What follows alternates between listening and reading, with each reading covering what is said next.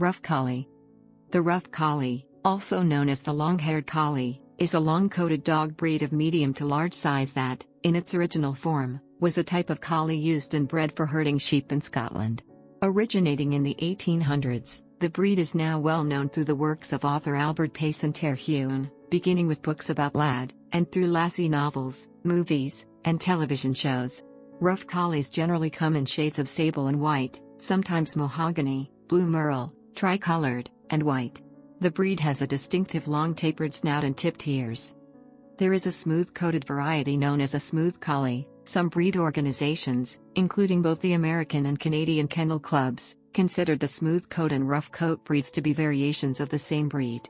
Rough Collies closely resemble the smaller Shetland sheepdog or Sheltie, but the two breeds do not have an exclusive linear relationship. History. Both Rough and Smooth Collies are descended from a localized variety of herding dog originating in Scotland and Wales. The Scottish variety was a large, strong, aggressive dog, bred to herd Highland sheep. The Welsh variety was small and nimble, domesticated and friendly, and also herded goats. When the English saw these dogs at the Birmingham market, they interbred them with their own variety of sheepdogs, producing a mixture of short and long-haired varieties.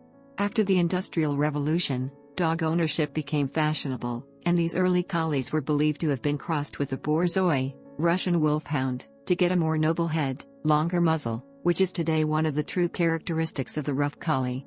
It is not known conclusively if the Borzoi cross made it into the mainstream of the breed. When Queen Victoria acquired a Rough Collie, after seeing one at Balmoral Castle, they were transformed into something of a fashion item. Continued breeding for show purposes drastically changed the appearance of the dogs. In the 1960s, it was a much taller dog than it is today. In the UK, in the US, the size standard has not been revised downward and dogs have remained between 24 to 26. Earlier dogs were also more sturdy in build and reportedly capable of covering up to 100 miles in one day. In the UK, the Rough Collie is no longer used for serious herding, having been replaced by the Border Collie, though in the United States and a number of European countries, there has been a resurgence in the use of the Collie as a working and performance dog. The Collie Club of America is one of the oldest breed-specific clubs in existence in the United States, founded in 1886. The Collie Club in England dates from 1881. Quoted from Collie Club of America. Appearance. 4 coat colors are recognized for Rough Collies. All have white coat areas, in the collar, parts of the leg, and usually the tail tip. Some may have white blazes on their faces. Note that the American Kennel Club accepts white, where the dog is predominantly white with colored markings of sable, tricolor, or blue merle on the head and sometimes body patches. The downy undercoat is covered by a long, dense, coarse outer coat with a notable ruff around the neck, feathers about the legs, a petticoat on the abdomen, and a frill on the hindquarters. One of the characteristic features of the Rough Collie is its head.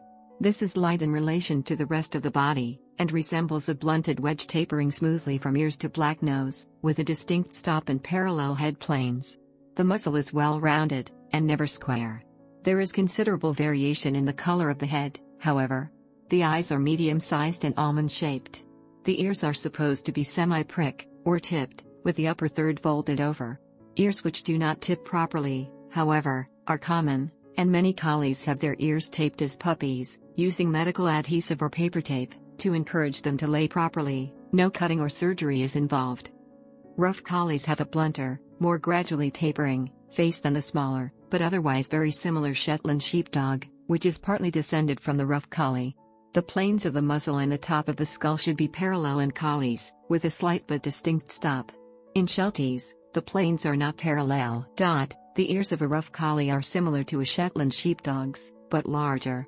Furthermore, once seen, the contrast between the Rough Collie head and that of a Border Collie is immediately apparent, the latter having a considerably shorter muzzle and a more distinct stop between muzzle and forehead. The Rough is also distinctive in distinguishing the two breeds. The size and weight varies among breed standards. Male collies can stand 55.8 to 66 centimeters, 22 to 26 in, at the shoulder. The female averages 5 centimeters, 2 in, shorter. The males are usually in the weight range, 50 to 70 pounds, and the females are usually 5 to 10 pounds less. Collies in the US are sometimes reported to be over 100 pounds, but a large collie typically weighs no more than 70 pounds. US and UK standards may differ. The UK standard calls for dogs to be significantly smaller than those under the American Kennel Club. Temperament. Rough Collies should show no nervousness or aggression, and are generally great with children and other animals. However, they must be well socialized to prevent shyness. They are medium to large-sized dogs, and they generally need a home instead of being in a small apartment. Like many herding dogs, collies can be fairly vocal, and some are easily trained not to bark. The amount of herding instinct varies, with some dogs being quite drivey and others calmer. Rough Collies are very loyal and may be one-family dogs, although most make exceptions for children, but are very rarely aggressive or protective beyond barking and providing a visual deterrent. They are typically excellent with kids. They are eager to learn and respond best to a gentle hand. The Rough Collie's long coat has made the breed successful on northern Midwest farms as an able herder and guardian of the farm during the winter. The dog needs to be gradually acclimated to the cold, and a suitable insulated outdoor shelter must be provided for the dog, along with ample quality food and a source of unfrozen water. The Rough Collie also relishes playing in the snow with children during the winter months. They guard the farm while the owner is away and are naturally protective of small children. Health. While Rough Collies are generally resilient and healthy, there are some health problems that can affect the breed. Collie eye anomaly, CEA, a genetic disease which causes improper development of the eye and possible blindness, is a common ailment in the breed. More rarely, Rough Collies can be affected by progressive retinal atrophy, PRA, another genetic disease in which bilateral degeneration of the retina results in progressive vision loss culminating in blindness. Through genetic testing and careful screening program, it would be theoretically possible to eradicate both of these problems in purebred lines. However, certainly in the UK, the Kennel Club does not require these tests to be done either for registration or showing.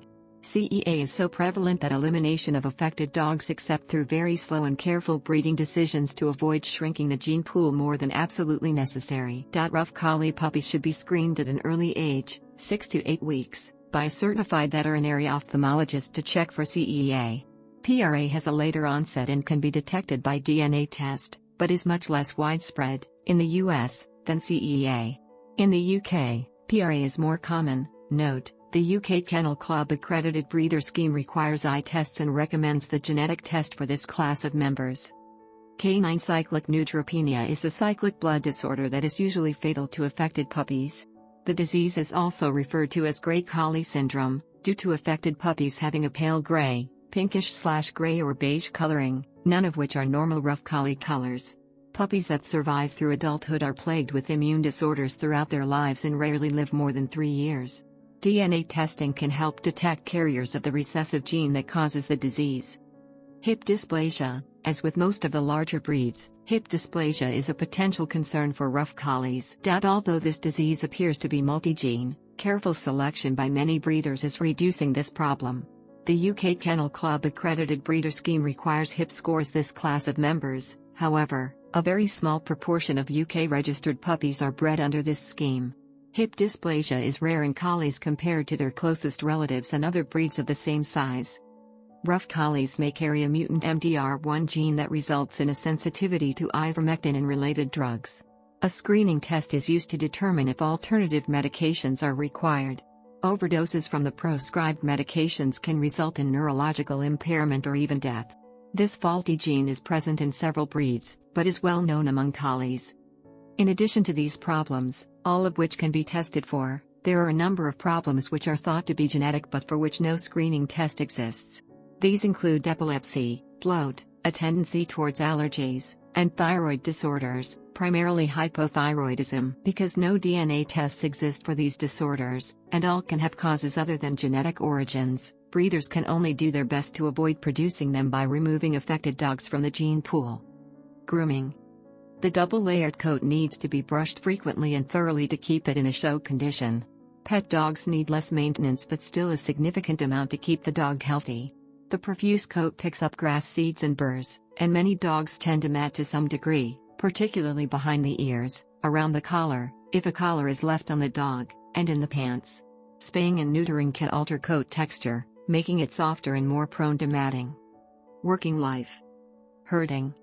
In the 18th century, The collie's natural home was in the Highlands of Scotland, where it had been used for centuries as a sheepdog. The dogs were bred with great care in order to assist their masters in the herding and guarding of their flock.